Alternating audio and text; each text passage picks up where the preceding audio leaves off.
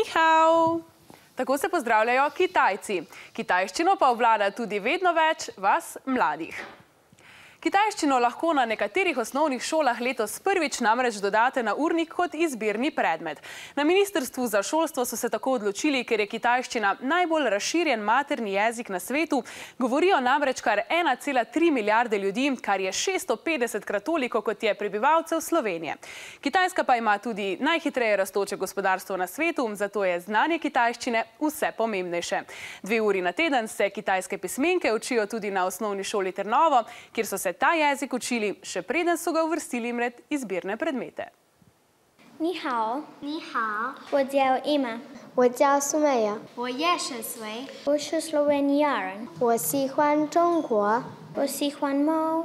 Marsikaj že znajo povedati učenci iz osnovne šole Trnovo, ki že drugo leto zapored spoznavajo kitajsko kulturo in jezik. Sem bila zelo navdušena nad tem jezikom, vedno me je zanimala njihova kultura. Tako je kar težko in večji del možganov uporabljaš kot pri slovenščini. Zabavam se ob tem, da se učim kitajščino. Ne samo, da je jezik drugačen od našega, namesto črk uporabljajo pismenke, znake, ki pomenijo besedo. Pomen besed pa se razlikuje tudi glede na ton, v katerem se beseda izgovarja. Učiteljica Liu Shang, ki prihaja iz Kitajske, pove, da je tam v razredu veliko več otrok kot v Sloveniji. Otroci pa ne smejo nositi copat, ker je to nespoštljivo do učiteljev. So pa še druge razlike. Students here, I think they are more active and they always ask a lot of questions. But in China, our students are more quiet. Glavno mesto Kitajske je Peking, država pa je velika za skoraj 500 Slovenij. Že čez nekaj let naj bi postala tudi največje gospodarstvo na svetu. To vedo tudi učenci.